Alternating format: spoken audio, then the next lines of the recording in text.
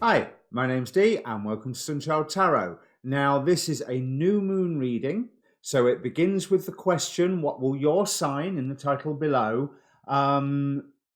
be beginning with the new moon on January the 24th or under the new moon's light, so the few days around there. This is a general introduction. There'll be a timestamp below because you want to watch your sun sign, your moon sign, and your rising sign to get a good picture. And bear in mind that there's a link down below as well. If you don't know what your moon or rising sign is, go to one of the links below and you will be able to get a free birth chart.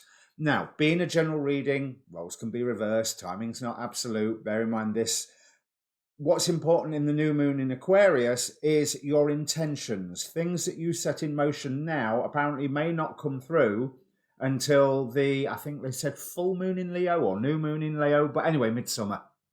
But according to all the astrologers, which I recommend that you watch, this is a really, really big new moon. Now, I don't know enough to speak convincingly on it, so go and look at Sun Soul TV, Soul Garden TV, Namaste Today, The Leo King, Anastasia Cosmic Astrologer, and there's others. There's a lot of others. So, with no further ado, I don't think I've got anything else to say, so I'll bring up the cards. Okay, Taurus, you may have noticed in your shuffle video, I forgot to put your oracle cards down, and then I just started recording this bit and forgot to turn the audio monitoring off, so I had an echo. And I think this is all symptomatic of your reading here. At the minute, we have the Eight of Wands as the central position. Everything is moving a little too fast because there's a choice that you are being called to make with this Lover's card here. And I think maybe you need to slow down a little. I know you feel like you want to rush ahead with the Knight of Wands in the how you're feeling position, but it's clarified by the Five of Swords. Take your time to savor the victories that you already have, but be aware of where you've actually won and that you don't need to do anything more. Let me just change the camera while I'm shuffling. So the other thing you'll notice from the shuffle video is that I put the past card in the future position and the future card in the past position and then swap them round. And with this Eight of Wands, I get that sense of you don't know whether you're coming or going with the decisions that are being placed in front of you at the moment, because you're having to make plans on the basis of things that you've worked on, but the plans that you've already had in position are hindering you with the current circumstances, and change is coming. We have the Tower as something that what you've got to work with. I think you are going to experience some form of loss, and what that loss is to the plans that you already have. This card does want to come out, but that's interesting. You are good enough. Full moon in Virgo. So yeah, the way that you are looking at your old plans, don't stick to them too stubbornly, because things are going to change. There's plenty of options coming in as long as you can balance everything that's going on at the moment. But I think you do have to say goodbye to a plan that you had been working on. You've still got the harvest from it. But there may have been something where you go, yeah, I'm not entirely comfortable with this. Okay, this one fell out.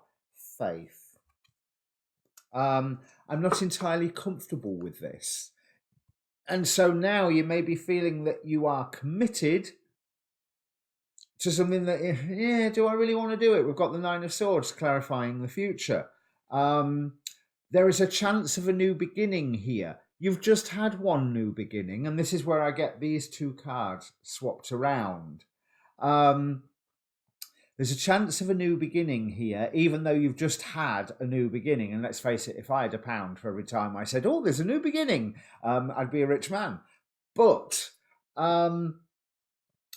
there are certain things that have already made you feel quite uncomfortable with the recent new beginning that you have. And I think this where we've got this star ancestor, follow the voice of your soul, your intuition has been talking to you and saying, you know, you're facing too much conflict this way. There are certain fights that are not worth fighting, and the change that you are bringing about, change is going to happen to you anyway. I do feel that you need to maybe take a step back, be ready to react fast, but take a step back and let the changes happen. Let your current plans be altered by whatever it is, and then step back and go, okay, well, what can I do with this then? Because I think you already had a suspicion that what you were trying to begin, it doesn't quite fit. And this is all part of a journey that you are on. But you've got to take a whole number of steps. It's got to be one step after another. And where you are at the moment, this tower card, this tower moment, that's the phrase I'm looking for. This tower moment is stripping some of these plans away from you, breaking some of the plans that you've made, and that's okay. Because we're going from a really miserable 5 of coins that you've got to work with at the moment, so you do feel that loss, to a really beautiful 5 of Pentacles in the future where you are supported, you do have everything that you are needed, as long as you are standing in the light of divine guidance, represented by that ray of light there, but also that you notice there's a triangle of that light. It's the Trinity coming through, and 3 is the number of progression. And I'm very much seeing the 3 there. And since it's the bottom 3, it's coming in, something that's coming into the world.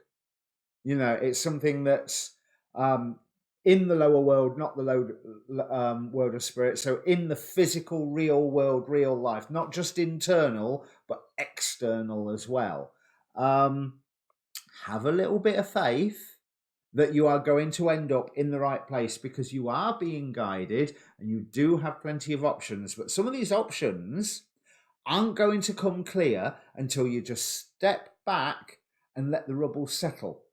Okay, so whatever plans of yours get upset, and things that, you've been working towards, you can still reap the rewards of what you have already done, but you need to step back and go, right, obviously I'm not going to keep doing that, because I'll be beating my head up against a brick wall. And you can have the anxiety of trying that, or you can have the new beginning. But there's certain things that you want to remove yourself from. There's certain secrets, possibly lies, but mainly secrets, or facts or paperwork that just needs to be laid to rest and made sure that it is no longer relevant.